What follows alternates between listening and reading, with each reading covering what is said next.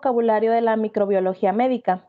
Y este capítulo comienza hablando sobre que hay una gran diversidad de patógenos y que de esta gran variedad y diversidad que hay, actualmente se conocen menos del 10%.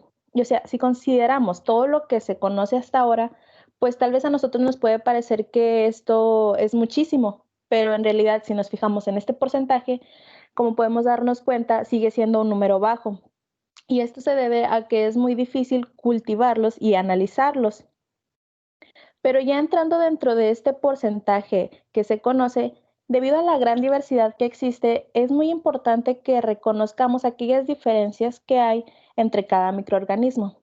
Y como nos comentaba la doctora en las primeras clases, esto es sumamente importante ya que todos estos están adaptados específicamente y pueden tener modos diferentes tanto de transmisión, de su mecanismo de infección y en cuanto a su patología. Entonces, debido a todas estas diferencias o características individuales de los microorganismos, se usa un vocabulario específico, pero esto es sobre todo para aquellas personas que pertenecen al área de salud y están en contacto con estos microorganismos o su relación, que puede ser tanto estudiantes o microbiólogos. Y aquí es donde ya entra la taxonomía bacteriana, que según el libro se refiere a la clasificación de los microorganismos en un sistema ordenado que indica una relación natural.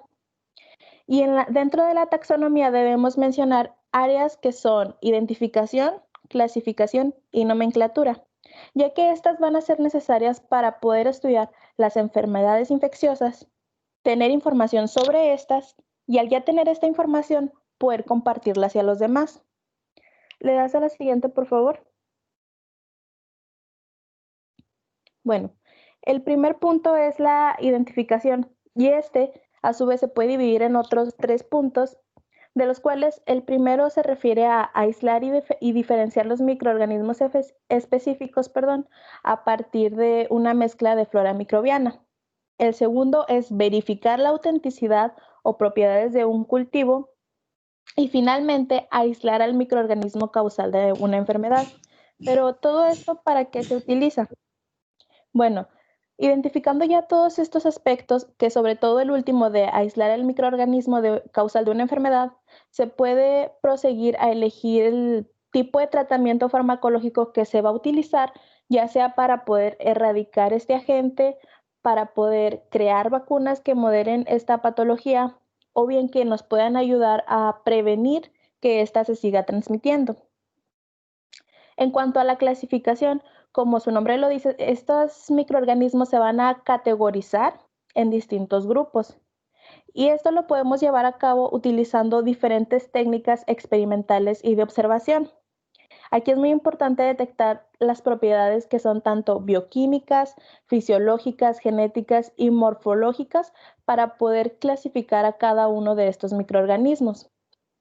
También aquí es muy importante mencionar que en el libro nos decía que generalmente se suelen confundir los esquemas tanto de identificación como los de clasificación, que se puede creer a veces que se refiere a lo mismo, pero pues no es así. Y nos mencionaba un ejemplo de que Escherichia coli causa un síndrome hemolítico urémico en los lactantes. Entonces, aquí tenemos que hay muchas cepas diferentes clasificadas como E. coli, pero sin embargo, no todas estas van a provocar este síndrome, solo algunas, y estas se están identificando sobre las demás, ya que se mencionaba su reactividad a anticuerpos con los antígenos OH y K, pero al mismo tiempo estas se clasifican dentro de una familia, que son las Enterobacteriaceae, como muchas otras cepas. Entonces aquí no hay que confundir lo que es clasificación y lo que es identificación. Ya en la nomenclatura se habla acerca de la denominación que le dan los científicos hacia cierto microorganismo. Y gracias a esto nos va a brindar el vocabulario necesario para poder comunicar, para que el personal se pueda comunicar entre ellos mismos, que era pues lo que ya les comentaba. Y aquí el sistema que se utiliza es la taxonomía lineana. Aquí vamos a encontrar las categorías que les puse a la derecha en el esquema, que son reino, tipo o filo, clase, orden, familia, género y especie. de las cuales les vamos a hablar un poquito más adelante. ¿Le das a la siguiente, por favor?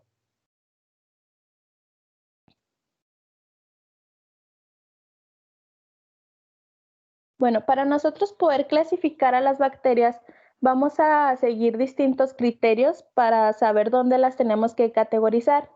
Entonces, estos criterios van a ser distintos, de los cuales les vamos a estar hablando a continuación, y yo voy a comenzar con el primero, que es crecimiento en medios de cultivo. Bueno, un medio de cultivo sabemos que es una técnica de laboratorio donde con los nutrientes, el pH y la temperatura favorables se busca que estos microorganismos crezcan. Y entre los nutrientes que incluyen son el agar, una fuente de carbono y un hidrolizado ácido o una fuente de material biológico sometida a degradación enzimática, que el libro nos mencionaba un ejemplo de la caseína. Y también se mencionaba que estos tienen una composición que es indefinida y por eso se les llamaba medios complejos. Las muestras clínicas que la mayor parte del tiempo se toman son de lugares que no son precisamente estériles y por esto estas muestras van a tener distintos tipos de microorganismos y para esto se van a tener que hacer cultivos que aquí vamos a entrar en una división que pueden ser selectivos o no selectivos. Los medios no selectivos son aquellos en donde se busca cultivar varias especies y obtener estos tipos de colonias bacterianas. Los ejemplos que nos mencionaba el libro de estos son el agar sangre y el agar chocolate. En cuanto a los medios selectivos, estos se diferencian de los primeros ya que aquí se usan para eliminar aquellas bacterias que no son precisamente de importancia en las muestras que estamos estudiando, y esto lo podemos lograr gracias a una sustancia que va a inhibir el crecimiento de aquellas bacterias que les digo que no son precisamente relevantes para esta muestra. Y nos mencionaba 3 ejemplos de estas sustancias, que el primero es el ácido de sodio.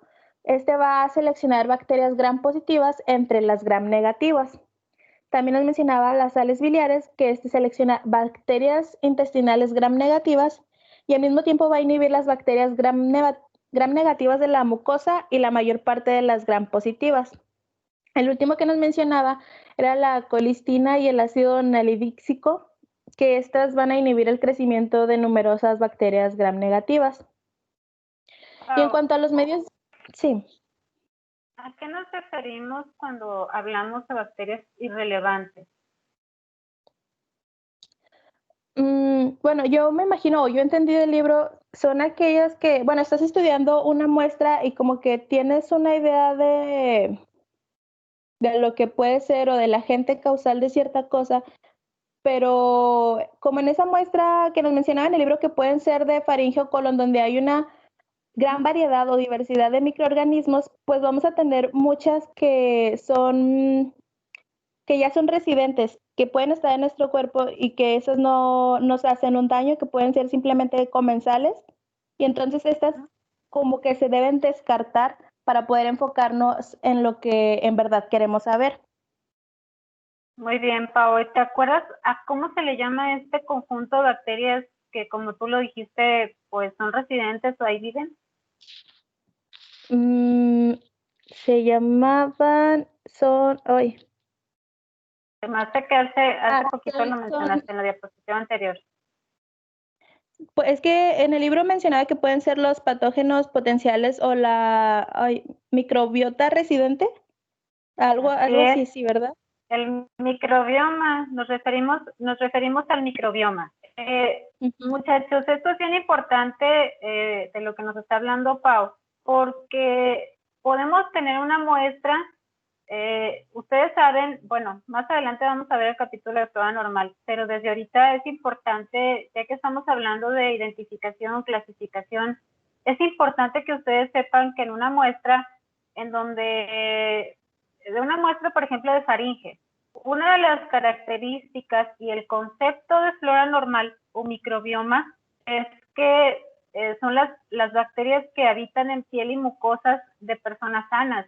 Son la primer línea de defensa y son pues las bacterias que ahí van a estar y tienen muchas de las veces pues la función de protección y de algunas otras cuestiones bioquímicas tales como la digestión, y ellas ahí van a vivir. Entonces, es importante que cuando estemos realizando un cultivo, que sepamos diferenciar entre las bacterias que son de flora normal y las que son patógenas. Las de flora normal, pues van a crecer, ¿eh? Si ustedes ponen un exudado faríngeo en un agar sangre, van a crecer. ¿Por qué? Porque pues ahí están, ahí viven.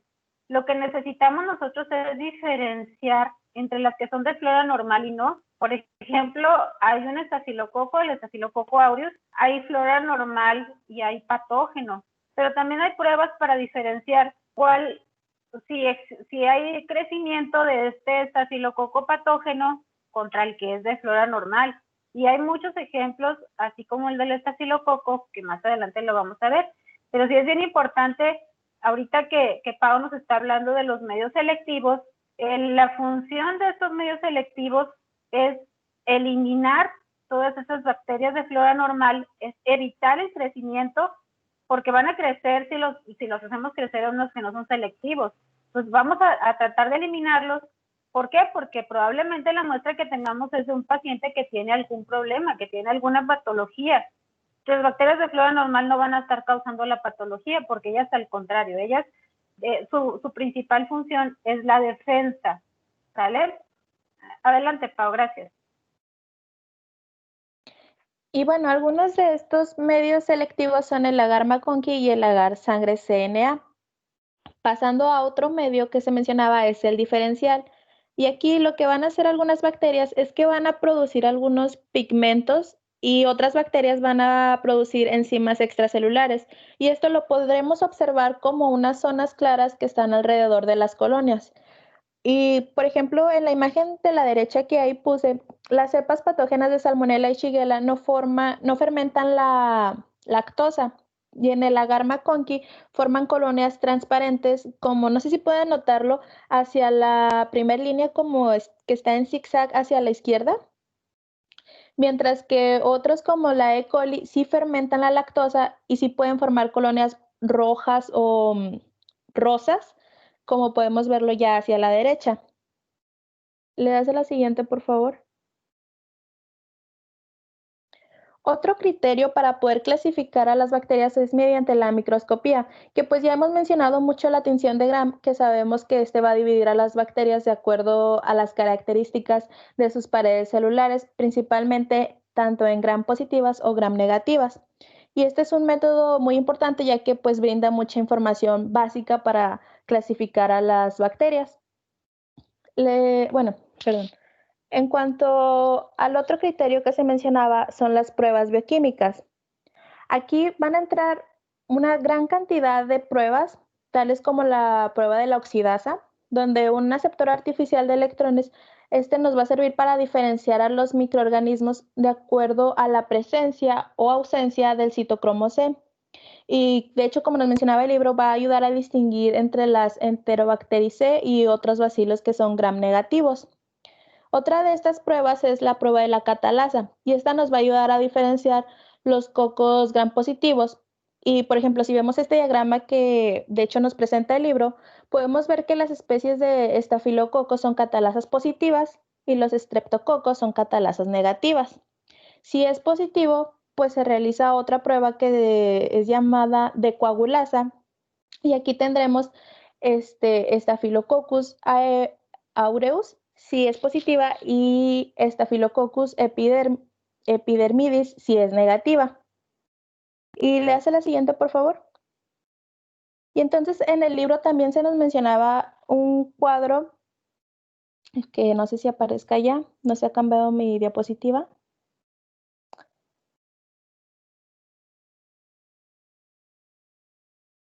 Bueno, nos mencionaba este cuadro que tiene muchas pruebas bioquímicas que pues obviamente no podemos mencionar todas por cuestiones del tiempo, pero lo que hay que saber de todas estas pruebas es que nos van a poder ayudar a establecer, diferenciar y caracterizar algunas funciones metabólicas específicas que tienen las bacterias y que estas son las que precisamente nos van a poder ayudar y nos van a servir para agrupar a las bacterias pues de acuerdo a su categoría. Entonces vamos a seguir con los siguientes criterios. ¿Le hace la siguiente, por favor? A ver, perdón, Ana, aquí te interrumpo un momentito. A ver, Sí. muchachos, aquí las pruebas bioquímicas son bien importantes porque tienen que ver con el metabolismo de las bacterias. Ya nos mencionaron anteriormente que ay, perdón, se fue la pantalla, ¿verdad? No me fui yo.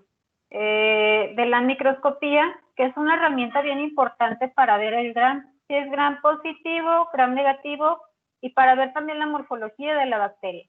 Si nosotros estamos viendo que es un coco gram positivo, pues cocos gram positivos hay pocos, y la morfología o el agrupamiento que tienen estos cocos desde la microscopía puede ser fácil la identificación, el predecir qué bacteria puede estar causando antes de que el cultivo revele qué es lo que realmente está creciendo, antes que el cultivo y antes que una serie de pruebas que podamos hacer para confirmar el diagnóstico. ¿Por qué es importante el GRAM, la microscopía?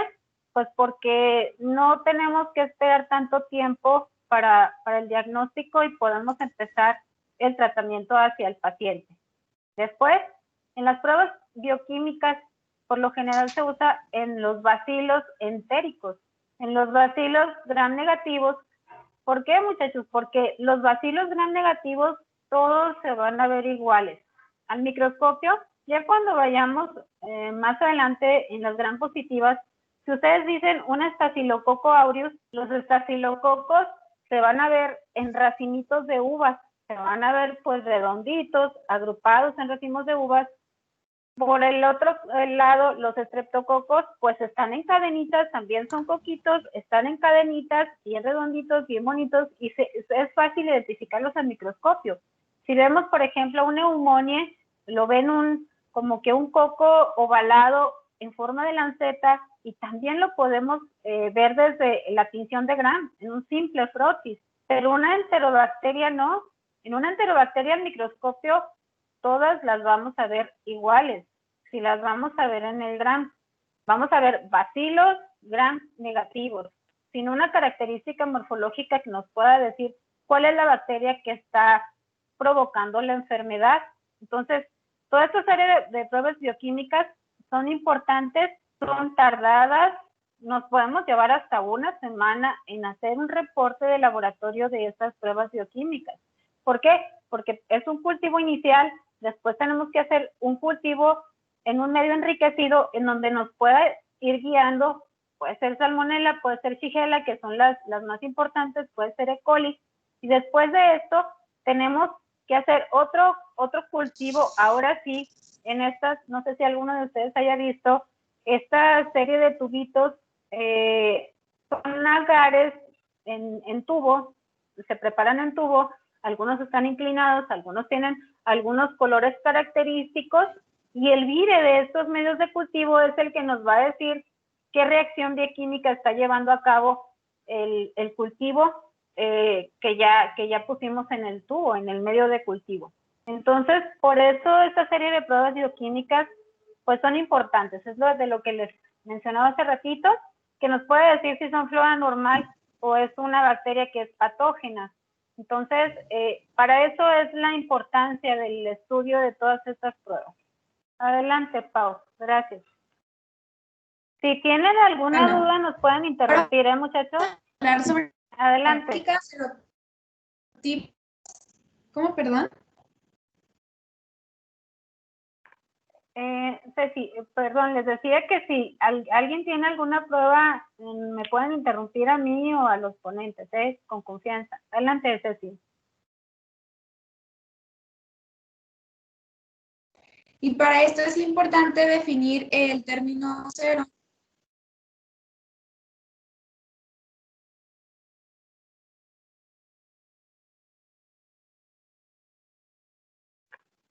Ceci, no te entendí bien, perdón. ¿Ya me escucho? Ya, Ceci. Hola.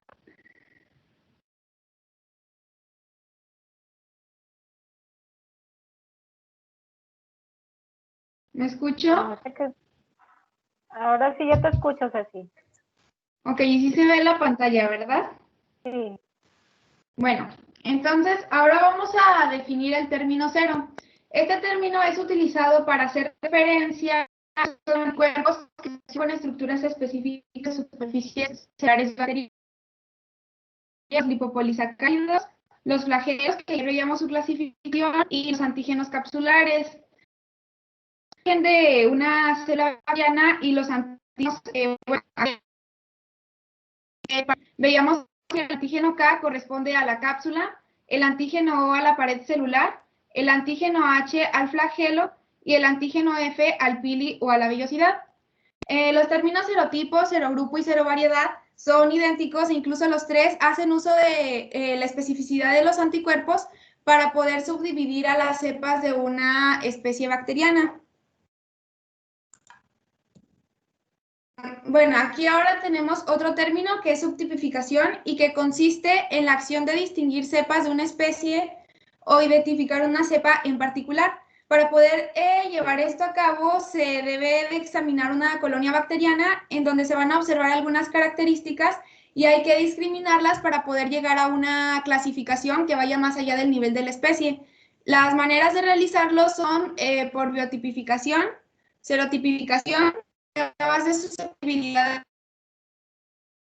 antimicro. El libro nos mencionaba un ejemplo de serogrupos sobre Vibrio cholerae, en donde más de 130 gracias a la variedad antigénica de su polisacárido o de sus lipopolisacáridos, en donde específicamente los serogrupos O1 y O139 son causantes de cólera epidémica y pandémica. Y esto se debe a que estos serogrupos tienen cepas que producen pilosidades correguladas por toxinas o bien producen o secretan las toxinas de Vibrio cholerae, por lo cual son causantes de la enfermedad y corresponden a cepas virulentas. Por otro lado, pues están las cepas no toxinógenas. Aquí, ¿cómo? ¿Perdón? Sí me escucho, ¿verdad? Sí, Ceci, te escuchas bien. Sí. Perdón. Bueno, aquí tenemos otro concepto que es clonal. Para esto hay que destacar que la clonalidad de los microorganismos de algunas colonias bacterianas tienen importancia en los brotes epidémicos, producción de enfermedades infecciosas. Los microorganismos de este carácter son de tipo clonal y la célula o y aquí pues puse el ejemplo clásico de clonación que conocemos, Dolly. Bueno, para esto se extrajo un núcleo de ADN de un, pero pues de la misma especie, un óvulo no fecundado se electrofusionó y esto fue implantado en una portada para la gestación. El producto de ello fue Dolly, que fue un mamífero idénticamente en términos genéticos original. Y bueno, la clonalidad tal vez representaría un reto para la subtipificación, pero gracias a los avances tecnológicos esto se ha hecho posible. La tecnología de hibridoma ha conducido al desarrollo de anticuerpos monoclonales contra antígenos de superficie celular, y esto se ha utilizado para crear sistemas de subtipificación muy estandarizados que se basan en anticuerpos y describen serotipos. Por otro lado, tenemos los microorganismos que no pueden ser clasificados como serotipos particulares y entran patógenos como Neisseria gonorrea. Bueno, aquí una pausa recordando un poquito sobre la tinción de las bacterias, pues esto se tiñe en color rojo, por lo tanto corresponde a una bacteria gram negativa. Y bueno, Neisseria gonorrea se transmite como un inóculo compuesto de casi especies, lo cual quiere decir que existen variaciones antigénicas amplias en dicho inóculo. Y en este tipo de situaciones, los grupos de hibridoma que reconocen las variantes de microorganismos originales sirven para clasificar serovariantes o bien pues serotipos. Y esto se refiere a las diferentes variaciones dentro de una especie de bacterias o de virus. Ahora vamos a ver diversidad genética, en donde los rasgos que comparten los miembros de un grupo no se pueden utilizar para identificar a cada uno de ellos, pero sí para definir de manera general a dicho grupo. Y gracias a los avances en biología molecular, actualmente se puede investigar la relación de genes o de genomas mediante la comparación de secuencias diversas de bacterias. Sin embargo, la inestabilidad genética hace que las variantes de un grupo. Dos ejemplos que nos mencionaba el libro eran los genes de resistencia a antimicrobianos y los genes que codifican, los cuales son transportados en plásmidos o bacteriófagos. Estos son elementos genéticos extracromosómicos que pueden ser transferidos a bacterias distintas. Y en este caso, pues, hay muchos microorganismos que son difíciles de cultivar y aquí se pueden utilizar algunas técnicas que revelen su relación midiendo su hibridación de ácidos nucleicos, perdón, o la secuencia de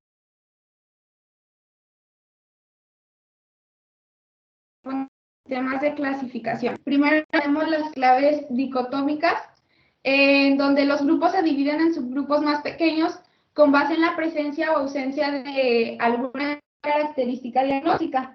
Y se dice que aquí el sistema ideal debe contener el mínimo número de características para poder llegar a una clasificación adecuada. Y en las primeras fases de este proceso, los subgrupos designados no deben de tener una relación genética directa. Esto va a permitir que la persona que quiera investigar pues pueda clasificarlo de una manera más.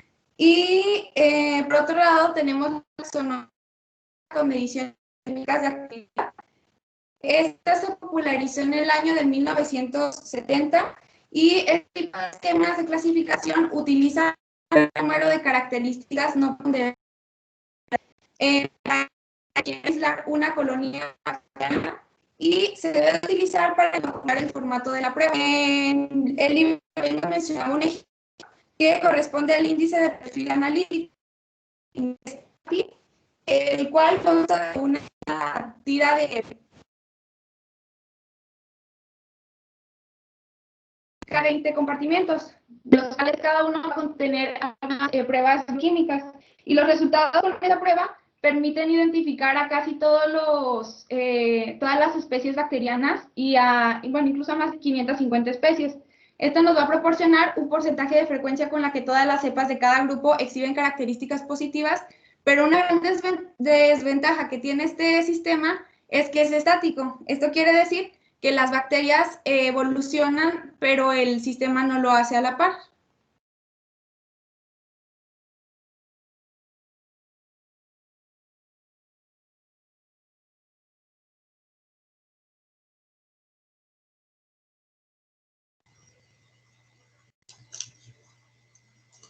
Ok, bueno, ya pasando, ¿sí me escuchó? Antes que nada. Sí, sí, comprobar. sí te escuchas. Sí. Oh, ok, bueno, ya. Pasando a otro, categorización o, pues sí, para ayudar a la clasificación y identificación de bacterias, vamos a utilizar la taxonomía basada en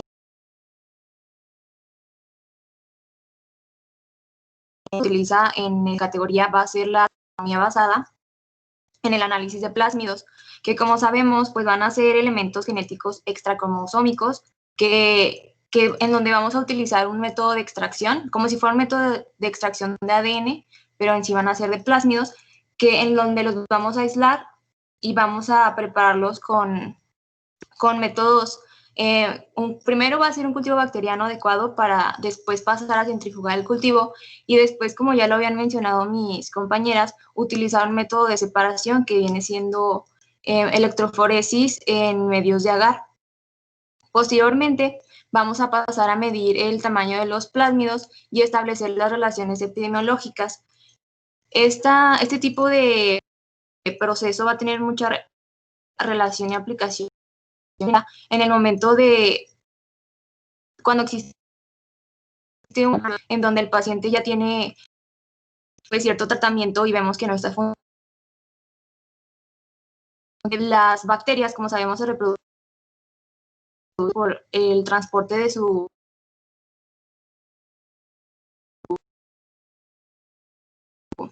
sus plásmidos horizontalmente, en donde pues va a adquirir cierta resistencia a bacterias, pues se van a usar distintos detergentes y medios de cultivo para que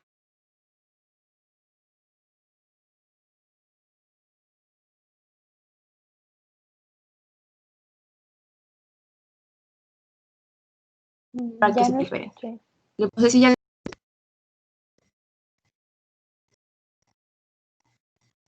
¿Sí se cambió la diapo? Sí, Ah, se ya. cambió. Bueno, el siguiente va a ser hacer el análisis de endonoclasias de restricción. En este tipo de método vamos a utilizar pues, las enzimas endonoclasias de restricción, los cuales van a hacer, va a ser el mismo, vamos a utilizar la misma muestra que va a ser el ADN de los plásmidos, en donde al momento de exponerlas a estas enzimas, vamos a hacer que se corten, como se ve en las imágenes. Primero vamos a encontrar el área de restricción, que en este caso sería como la codificación de la bacteria que va a transmitir la patogenia o cierto mecanismo bioquímico que estamos interesados en encontrar. Entonces, ya encontrando la codificación, que viene siendo, bueno, como ya les he dicho, el sitio de restricción, se expone ante esta enzima y la va a cortar. Entonces, ya cuando se corta, ahí es donde, o sea, si se corta significa que sí se encontró el sitio de restricción y que esa es la parte del gen que va a hacer que la bacteria reaccione de cierta manera. Y pues bueno, vamos a tener distintas secuencias de restricción que van a variar de 4 a más de 12 bases de longitud y pues ocurre a lo largo de todo el cromosoma bacteriano. Le dan a la siguiente, por favor.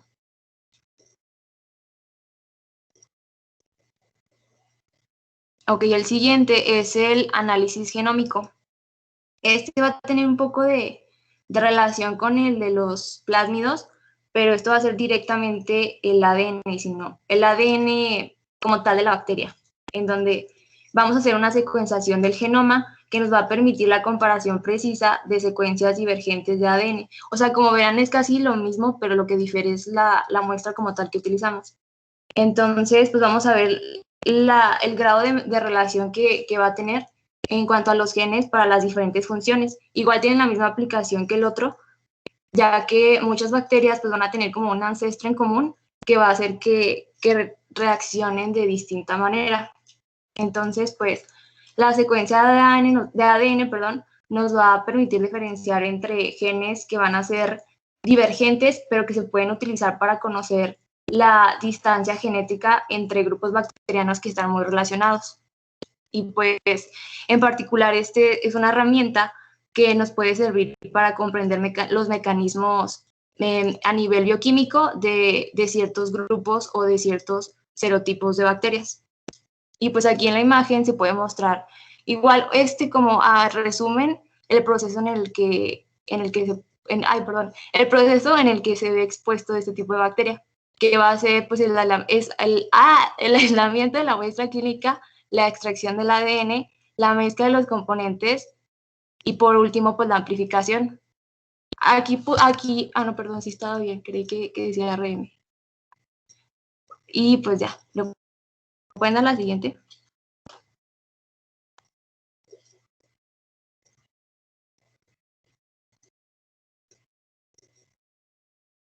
No se ha cambiado, ¿verdad?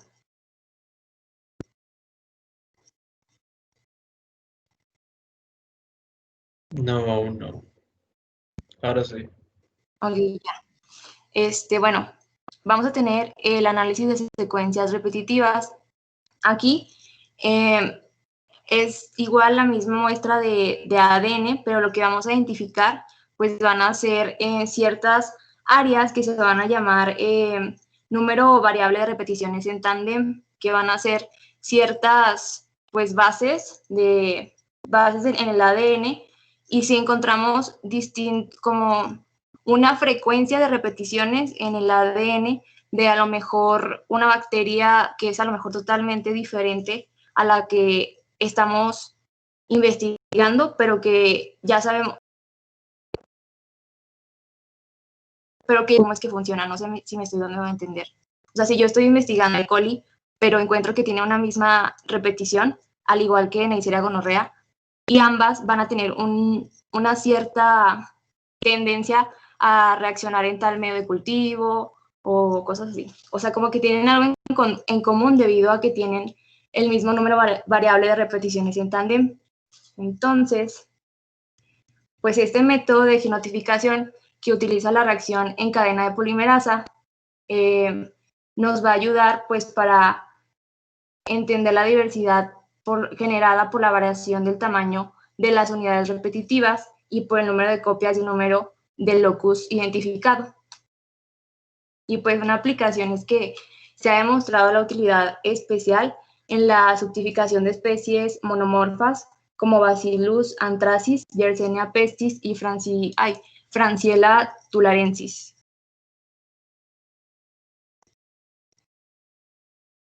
Le dan a la siguiente, por favor.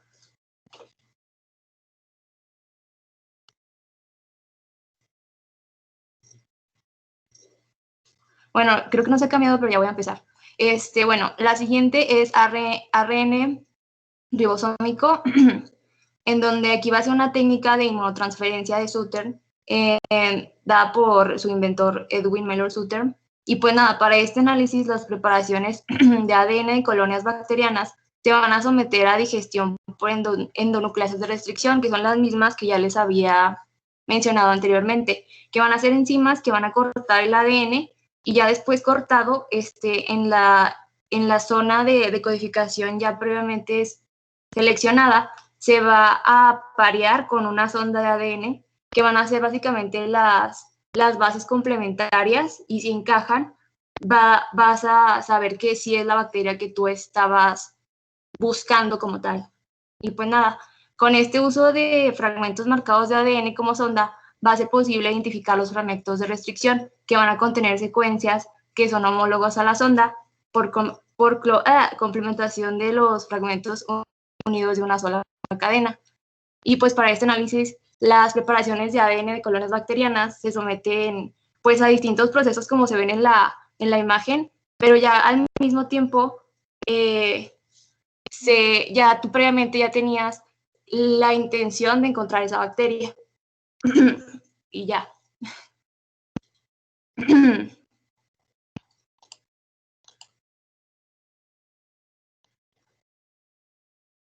Bueno, ahora voy a hablar yo y antes que nada pues una disculpa por las fallas, pero creo que es Teams porque a mí ahorita también me sacó de la sesión. Bueno, ahora sí ya voy a empezar yo. Les voy a hablar de la descripción de las principales categorías y grupos de bacterias. Para empezar tenemos el manual de Bergy de bacteriología sistémica, el cual es considerado como la obra definitiva de organización taxonómica de las bacterias y este fue publicado en 1923. Este se encarga de clasificar, hablando taxonómicamente, las bacterias que han sido ya tanto cultivadas, que no han sido cultivadas o que ya se encuentran muy bien descritas. También existe el manual de Bergy de bacteriología determinativa, la cual solamente es como un compendio de identificación de bacterias que ya están descritas y cultivadas. Ambos trabajos deben de considerarse como trabajos en progreso, ya que pueden cambiar las clasificaciones a lo largo del tiempo, como ya lo vimos con diferentes métodos que se van descubriendo, y pues pueden irse descubriendo nuevas cosas respecto a sus relaciones filogenéticas. ¿Le puedes dar, por favor?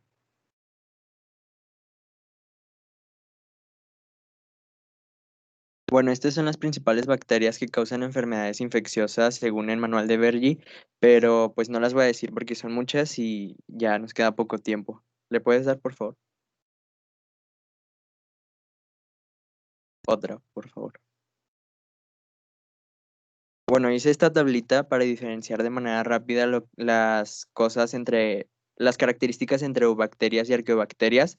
Antes que nada, ambos son microorganismos unicelulares pequeños que tienen una multiplicación asexual. Las eubacterias son bacterias que han sido consideradas a lo largo de la historia como bacterias clásicas debido a que carecen de un núcleo verdadero y tienen los lípidos característicos en su membrana, es decir, fosfolípidos y esteroles.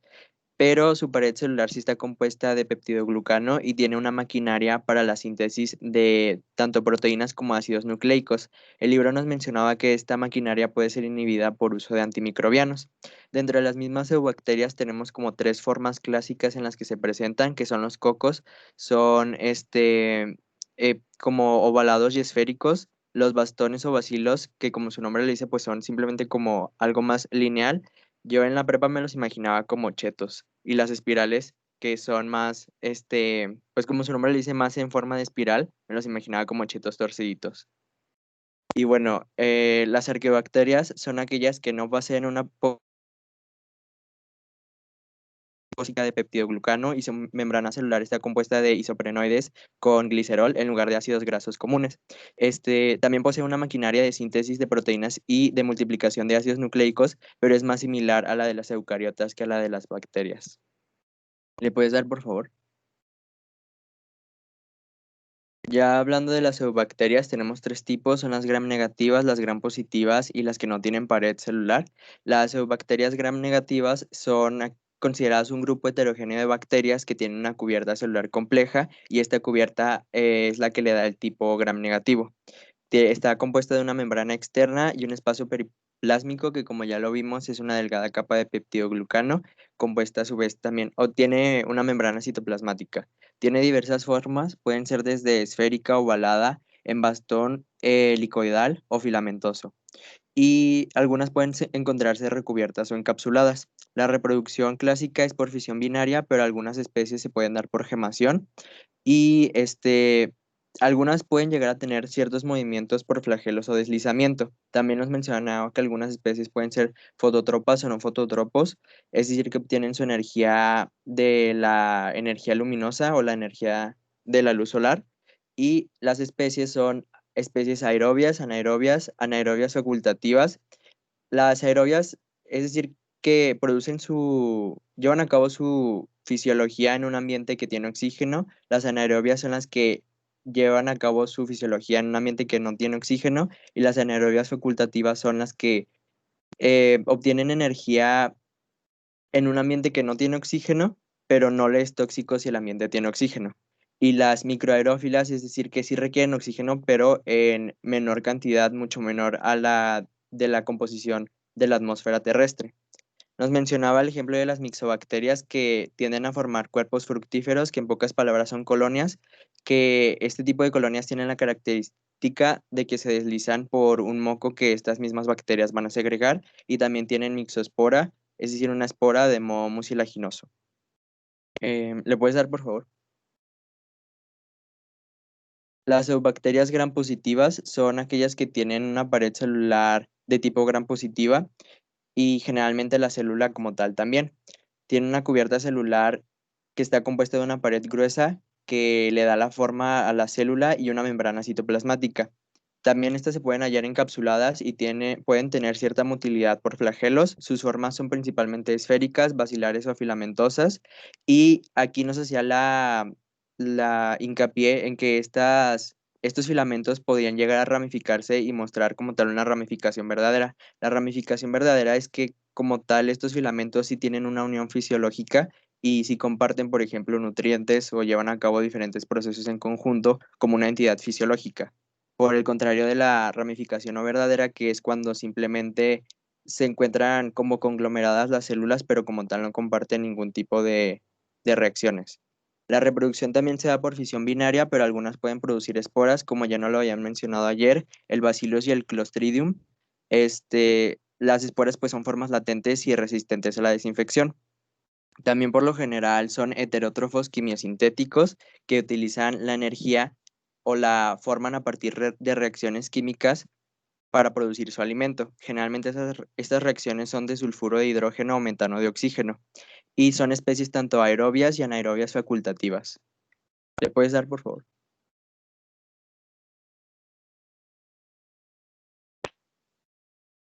Mm, oh, bueno, creo que no ha cambiado. Bueno, ya, perdón. Las eubacterias que no tienen pared celular, pues sus nombres lo dicen, no tienen una pared celular como tal y también son conocidas como micoplasmas y forman la clase Molicutes. Estas no van a sintetizar precursores de peptidoglucano y por lo tanto no van a formar la pared celular, perdón, pero sí se encuentran encerradas en una membrana que es la membrana plasmática. Tienen cierta forma parecida a las formas L de las eubacterias gram positivas, pero se han hecho diferentes estudios y estas no tienen ningún tipo de relación como tal antigénica. Se han reconocido 6 géneros designados como tal como micoplasmas, pero solamente de estos 6 géneros, 2 tienen patógenos animales. Bueno, son organismos considerados como altamente polimórficos porque pueden ir de tamaños muy pequeños a tamaños más grandes, como un tamaño mínimo de 0.2 micrómetros. También por eso son considerados como microorganismos filtrables, perdón, porque son muy pequeños para poder ser retenidos por cualquier tipo de filtro. Estas necesitan un medio complejo para crecer y tienden a formar colonias en forma de un huevo estrellado en un medio sólido como se ve en la imagen inferior. ¿Le puedes dar, por favor?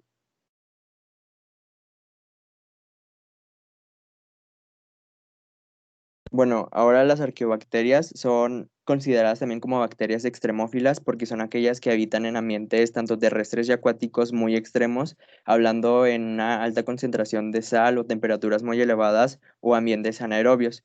Ejemplos de estas serían los simbiontes en el tubo digestivo de los animales. Son microorganismos que pueden ser tanto anaerobios, aerobios, anaerobios facultativos, quimiolitótrofos, perdón. También obtienen su energía a partir de la oxidación de compuestos inorgánicos, heterótrofos o heterótrofos facultativos, es decir, que pueden cambiar su alimentación para adaptarse al medio. Algunas especies nos mencionaba el libro que son las mesófilas y las hipertermófilas.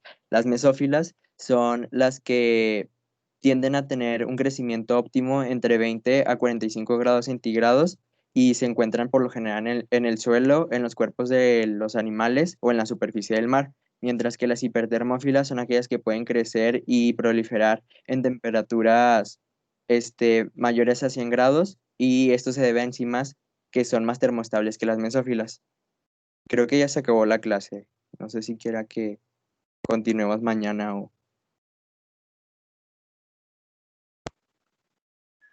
Sí, Manuel, continuamos mañana. Ya nada más nos queda poquito, ¿no? No sé qué, ya Sí, ya nada poquito lo más que falta del terminamos. tema. Mañana terminamos. Sí. Ok. Los veo mañana, Faltan como muchachos. 12 Cuídense. apos. ¿Tienen clase? Sí, doctora, ¿Tienen gracias. clase? Sí, doctora. Sí. Ahorita Bueno. tenemos salud pública. Sí, ya empezó. Sí, está bien. Hasta Sí, mañana. doctora. Hasta mañana, doctora. Gracias, Gracias. doctora. Gracias. Mañana. Gracias. doctora. Gracias, doctora. Gracias. Adiós. Doctora, tengo una pregunta. Se salió.